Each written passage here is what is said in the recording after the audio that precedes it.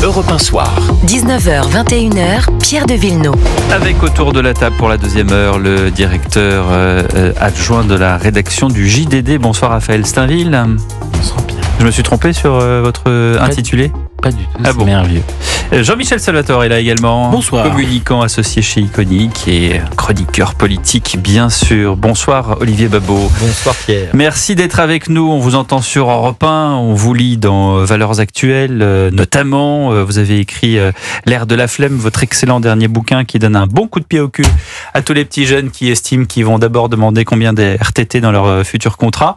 Et vous avez, comme moi, entendu François Bayrou lors de sa grande conférence de presse qui on a l'impression, après cette conférence de presse, que le conclave est quelque chose qui a fait vraiment nettement avancer les choses en France. Je vous propose d'écouter le Premier ministre François Bayrou qui donc a présenté cet après-midi les avancées, selon lui, du conclave et n'avoue aucun échec. Oser parler d'échec quand on a un tel nombre d'accords essentiels sur le régime des retraites, ça ne me semble pas réaliste. Je veux le dire devant vous, ce travail, contrairement à ce qui a été abondamment dit et écrit, a été remarquablement utile. Il est vrai qu'il n'a pas, au terme de la journée de lundi, débouché dans un premier temps sur un accord immédiat.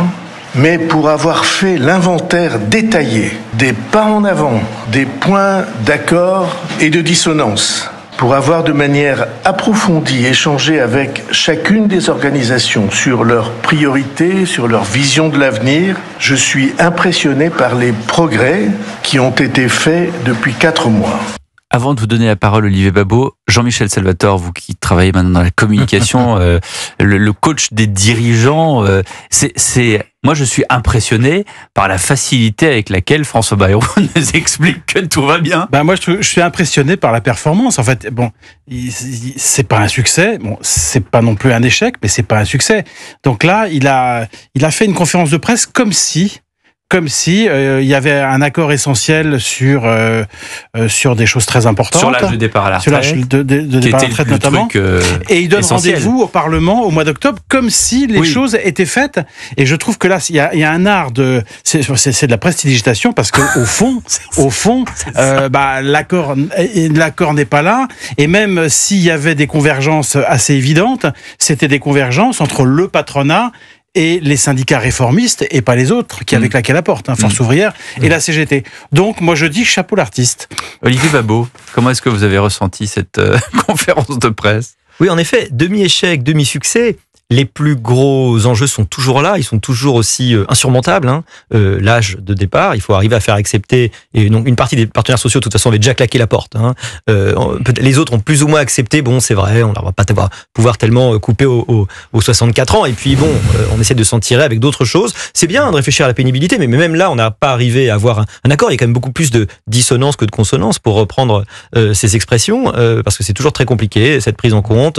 On essaye d'éviter, en fait, des augmentations importante de coûts dans le système, et évidemment il y a beaucoup de façons de considérer la pénibilité, la façon dont on en sort, la façon dont on la comptabilise. Il y a des choses sur les retraites des femmes, il y a des choses sur les carrières longues. On le savait puisque le MEDEF avait avancé là-dessus, notamment. En réalité, c'est des points, alors c'est important d'en parler, c'est des points importants, mais le gros du travail, le problème fondamental, l'éléphant dans la pièce est toujours là. Voilà. C'est arriver à convaincre qu'il n'y a pas d'autre solution. On va pas se mentir, comme disent les jeunes. Il y a 3 solutions pour équilibrer le système. Soit on cotise beaucoup plus, et on cotise déjà 28% du salaire brut, soit on pensionne moins, soit on travaille un peu plus longtemps. On a un compromis, c'est celui de diminuer l'âge de départ à taux plein de 67 ans à 66 ans et demi. Oui, c'est l'âge de départ à taux plein. Oui, c'est l'âge de départ à taux plein, même si vous n'avez pas le bon nombre de trimestres, en fait. Voilà. Parce qu'à ce moment-là, normalement, il y a une décote. Enfin, on est quand même dans le truc un peu technique qui ne concerne pas non plus un nombre de gens énorme. Je crois que la plupart des gens qui nous écoutent essayent de savoir, en gros, combien de temps je vais devoir travailler et quel est le niveau de ma pension. Je pense que c'est globalement ce qui intéresse les gens quand on leur parle de la retraite.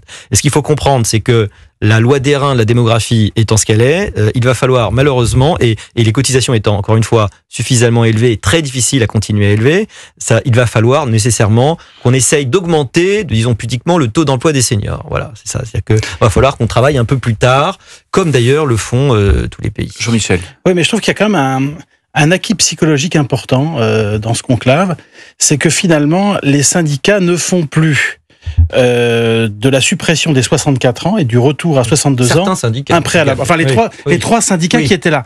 Et malgré tout, c'est quand même important. Ça veut pas dire qu'ils se sont convertis aux 64 ans, mais ils n'en font plus un préalable avant de discuter d'autre chose. Et moi, je trouve que là, c'est quand même un peu le début de la sagesse. Alors, ok, c'est les 3 syndicats qui étaient présents.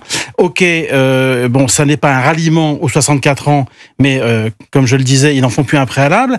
Je trouve que quand même, s'il y a un acquis dans ce conclave qui n'a pas abouti, c'est quand même celui-là. Vous n'êtes pas d'accord ? Olivier Babot sur Europe 1. Oui, mais j'ai l'impression que politiquement, puisque ça va se traduire par des votes à l'Assemblée, j'ai l'impression que là, les divisions et les oppositions sont toujours aussi fortes et qu'il y a peut-être pour des raisons, parce que quand vous leur parlez avec eux d'ailleurs, en dehors des micros, ils vous disent oui, on a bien compris, mais enfin on a un peu promis ça, donc il faut qu'on continue à tenir cette idée.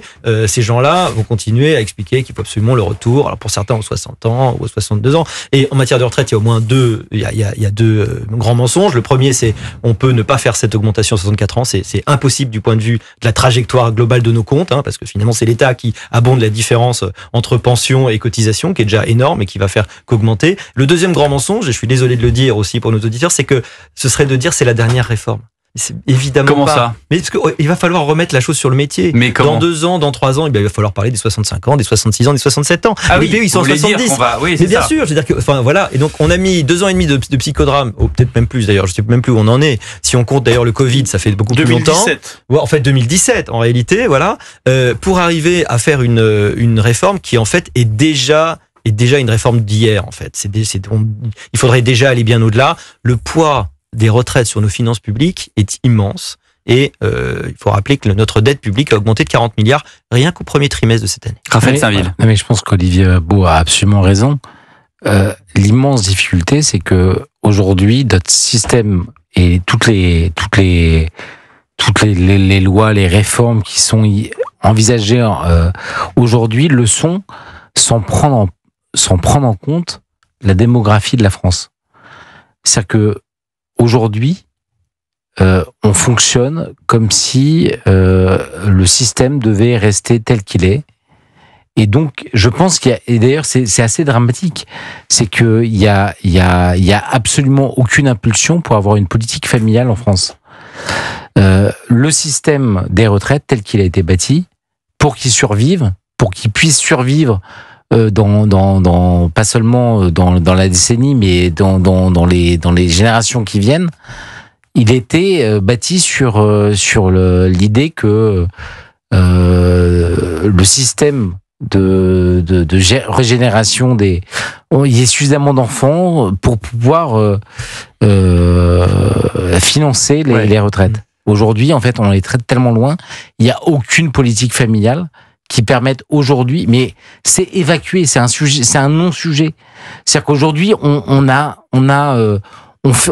fonctionne à flux constant avec l'existant, mais sans prendre en considération cette dynamique qui pourrait être opérationnelle, mais qui est Qu'en pensez-vous, Olivier Babot ? Oui, en fait, ça n'a pas été conçu pour une pyramide des âges en champignons comme celle qu'on a de plus en plus, c'est-à-dire peu de gens en bas et puis de plus en plus de gens. Faut dire, en 2070, on aura un Français sur 2 qui aura plus de 60 ans. Voilà, c'est ça un petit peu qui est en train de se passer. C'est formidable, d'ailleurs, on vit plus longtemps, mais d'une façon ou d'une autre, ça va créer des tensions terribles sur nos systèmes de protection sociale qui n'étaient pas conçus pour une société de ce type-là. Donc, travailler plus, c'est la condition minimale. Ça ne veut pas dire qu'à terme, il n'y aura pas, malheureusement, une continuation de la paupérisation, qui pour l'instant pas trop commencé. Heureusement, les retraités sont encore à un bon niveau de vie par rapport aux actifs, mais ça va pas durer. C'est prévu, c'est-à-dire les projections du Conseil d'orientation des retraites expliquent que ça ne va faire que baisser ce qu'on appelle le taux de remplacement, c'est-à-dire votre pension par rapport à votre dernier salaire, il ne va faire que baisser parce que, au bout d'un moment, l'effort que va faire l'État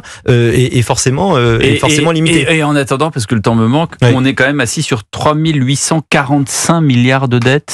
Le chiffre est tombé aujourd'hui. Oui, c'est directement relié parce que c'est l'État qui doit abonder. Il y a une partie des impôts, une partie de la TVA qui va en fait ça ne descend jamais.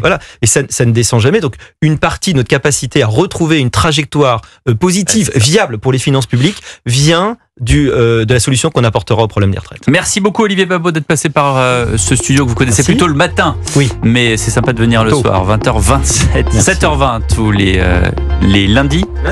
Lundi et mercredi. C'est bien aussi mardi, jeudi. Oui, c'est avec Agnès Verdier-Molinier, bien sûr. 20h27, vous restez avec nous. L'information dans un instant sur Europe 1.